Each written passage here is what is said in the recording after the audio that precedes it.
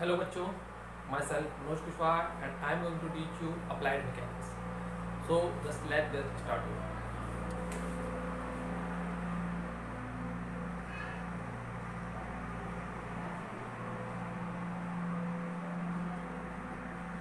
So here I have written engineering mechanics.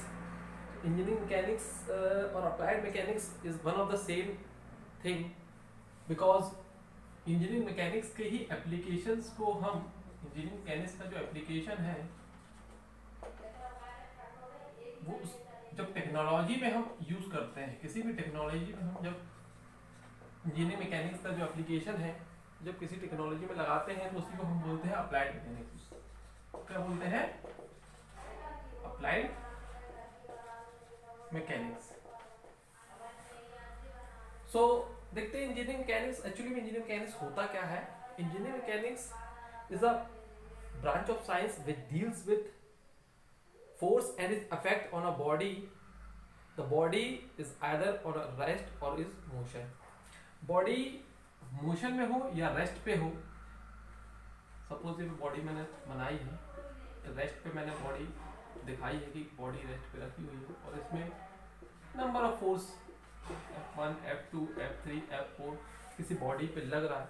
तो इस body पे जब ये फोर्स लग रहे हैं तो उस इन फोर्सों के कारण इस बॉडी पे क्या इफेक्ट पड़ रहा है, क्या प्रभाव पड़ रहा है इन फोर्सों का इस बॉडी पे, इसकी जब हम स्टडी करते हैं that is called engineering mechanics. So यहाँ पर ये जो बॉडी अपन ने ली है ये बॉडी रेस्ट पे भी हो सकती है और मोशन पे भी हो सकती है। रेस्ट पे भी हो सकती है और मोशन पे भी हो सकती है। इसकी बात बाद में करेंगे कि जब रेस्ट पे होती है तब इसको क्या बोलते हैं, मोशन में होती है तब क्या बोलते हैं, क्लासिफिकेशन अभी देखेंगे। लेकिन अभी मैं थोड़ा सा आपको बता दूं कि ये बॉडी जो मैंने बात की है, बॉडी तो आप समझ रहे हैं सब लोग। Body what is body, body किसको बोलते हैं, कोई भी बॉडी किसको बोलते हैं? एक बॉडी जिसके पास एक डिफिनाइट शेप हो, a body has a definite shape और नंबर ऑफ पार्टिकल से मिलके बना हो, which consist of number of particles. That is a body जिसका पास कोई डिफिनाइट शेप हो और नंबर ऑफ पार्टिकल से मिलके बना हो। अच्छा, पार्टिकल किसको बोलते हैं? अगर मैं पार्टिकल की बात करूं, व्हाट इज पार्टिकल? पार्टिकल में किसको प्रॉब्लम नहीं है, पार्टिकल किसको बोलते हैं? अगर बात करूं पार्टिकल किसको बोलते हैं, पार्टिकल के बारे में, तो पार्टिकल क्या होता है? पार्टिकल आप डिफाइन कर सकते हो, पार्टिकल एक ऐसा ऑब्जेक्ट है विच है इन्फिनाइटली स्मॉल वॉल्यूम, जिसके पास बहुत ही छोटा वॉल्यूम हो और जिसके पास मास हो, विच हैज ऑल्सो सम मास, जिसके पास कुछ मास हो और इतना छोटा वॉल्यूम हो कि वो नेग्लिजिबल स्पेस ऑक्यूपाई करे। अगर मैं स्पेस की बात करूं तो ना के बराबर वो स्पेस ऑक्यूपाई करे, उसके पास मास होना चाहिए, उसके पास बहुत ही छोटा वॉल्यूम होना चाहिए, इतना वॉल्यूम इतना छोटा कि नेग्लिजिबल स्पेस को ऑक्यूपाई करे, जिसको अगर आप एनालिसिस के तौर पे एक पॉइंट ऑब्जेक्ट की तरह, एक पॉइंट मास की तरह उसको कंसीडर कर पाए, है ना, किसी पॉइंट मास की तरह उसको कंसीडर कर पाए एनालिसिस में, that is called a particle. वो हमारे लिए पार्टिकल कहलाएगा। और जो खूब सारे पार्टिकलों से मिलकर बनता है, जो कोई डिफिनाइट शेप बना लेता है तो बॉडी कहलाता है। अब लेकिन यहाँ पर मैं बॉडी की जो बात कर रहा हूँ, ये जो एनालिसिस की मैंने बात करी कि इंजीनियरिंग मैकेनिक्स में अपन किस बॉडी की एनालिसिस करते हैं, जब उस पर कोई फोर्स लगता है तो उसके कारण उसका जो प्रभाव पड़ता है इन फोर्सेस का बॉडी पे, तो ये बॉडी जो है यहाँ पर ये रिजिड बॉडी होनी चाहिए। कैसी बॉडी होनी चाहिए? यहाँ पे जो रिजिड बॉडी की मैंने बात की है, ये बॉडी जो होनी चाहिए वो रिजिड बॉडी होनी चाहिए, रिजिड बॉडी होनी चाहिए, है ना।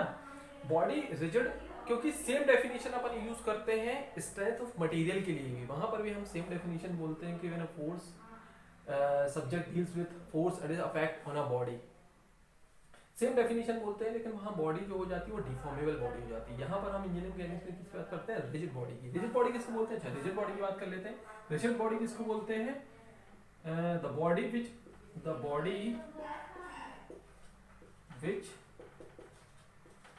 does not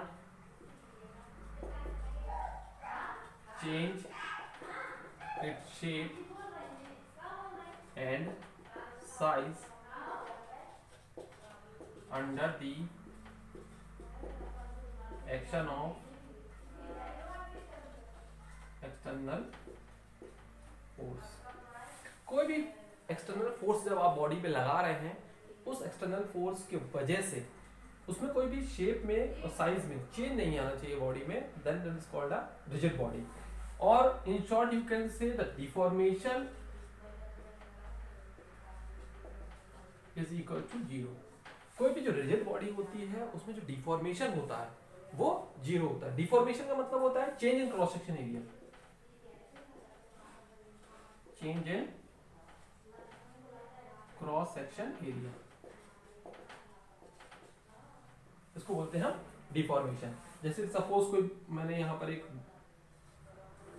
रॉड ले ली, इस रोड पे सपोज मैं फोर्स लगा रहा हूं बाहर साइड, एक मैंने लोहे की रॉड ले ली, इसमें बाहर साइड फोर्स लगा रहा हूं, तो क्या होगा, ये बॉडी इस तरह से एलोंगेट हो जाएगी। इसकी लेंथ आप देख रहे हो कुछ बढ़ गई है, क्रॉस सेक्शन एरिया में चेंज हुआ, लेंथ बढ़ी है, एरिया घटा है, इसको बोलते हैं change in cross section area. ये जब डिफॉर्मेशन होता है, तो रिजिड बॉडी जो होती है इसमें कोई भी डिफॉर्मेशन नहीं होता, उसको रिजिड बॉडी बोलते हैं। अगर डिफॉर्मेशन हो रहा है, चलिए ऐसी बॉडी की बात कर लेते हैं। ऐसी बॉडी को क्या बोलते हैं जिसमें डिफॉर्मेशन हो रहा है, when we applied some force on a body it will change its cross section area, or you can say the body will deform but it will regain its original shape when the force is removed, है ना। जैसे ही आप force हटाओगे तो अपना जो original shape है वो regain कर लेगा। ऐसी बॉडी को क्या बोलते हैं, इलास्टिक बॉडी। कैसी बोलते हो, इलास्टिक बॉडी। तो डिफरेंस बिटवीन समझ में आया, रिजिड बॉडी इलास्टिक बॉडी में। रिजिड बॉडी में डिफॉर्मेशन 0 होता है, इलास्टिक बॉडी में डिफॉर्मेशन कुछ डिफॉर्मेशन होता है when we force applied, but एक कंडीशन और है कि वो regain its original shape when the force is removed. तो यहाँ बात आ गई बॉडी की, पार्टिकल समझ में आ गया, कोई डाउट है किसी को, है ना। तो यहाँ पर पार्टिकल क्लियर हो गया, बॉडी क्लियर हो गई, इलास्टिक बॉडी क्लियर हो गई, रिजिड बॉडी क्लियर हो गई, ठीक है ना। नेक्स्ट बात कर लेते हैं, यहाँ पर वापस आते हैं अपने टॉपिक पे। एज आई टोल्ड यू, जैसे मैंने कहा कि इंजीनियरिंग केमिस्ट्री में हम स्टडी करते हैं किसी बॉडी की, when we applied some force, हम देखते हैं कि उस फोर्स का उस पर क्या प्रभाव पड़ रहा है बॉडी पे, whether the body is in rest और मोशन। तो अगर रेस्ट पे रखी है बॉडी और मोशन में है, दोनों ही केस में अलग अलग जब आप स्टडी करते हो तो उसको हमने क्लासिफाइड किया है। एक होता है स्टैटिक, एक होता है dynamics. When the body is at rest, body अगर आपकी रखी हुई है, नो मोशन कुछ भी नहीं है, रेस्ट कंडीशन पे है, स्टैटिक और रेस्ट। बॉडी जब आपकी रखी हुई है रेस्ट कंडीशन पे, बताओ आप उसकी स्टडी कर रहे हो, उसमें आप फोर्स अप्लाई कर रहे हो और उसके इसमें आप उसकी स्टडी कर रहे हो, तो उसको हम बोलते हैं static mechanism. And the body is in motion then it is called dynamics. Body जब आपकी मोशन में रहे और उस कंडीशन में जब हम उसकी स्टडी करते हैं, that's called dynamics. Again the dynamics is subclassified into 2 parts, that is kinematics and kinetics. Kinematics and kinetic. So kinematics and kinematics, what is kinematics? When we considered only motion of body without considering its cause, only when we consider only motion, body की कोई भी motion, जो position change हो रही है, velocity, acceleration, जो भी change उसमें आ रहा है बॉडी में, जब हम उसको कंसीडर करते हैं without considering its cause of its cause, और you can give cause of motion.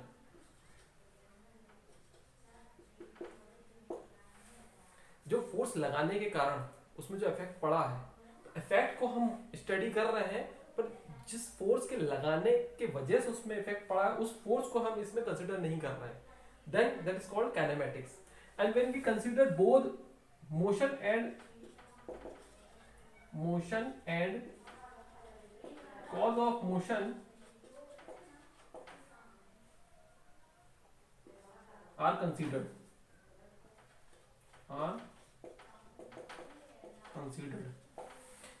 when we consider both motion and cause of motion, जो फोर्स हमने लगाया है उसको और उस फोर्स लगाने के कारण जो उसमें चेंज आया है, उन कंबाइंड स्टडी करते हैं, जब उनके रिलेशनशिप की कंबाइंड स्टडी करते हैं, दैट इज काइनेटिक।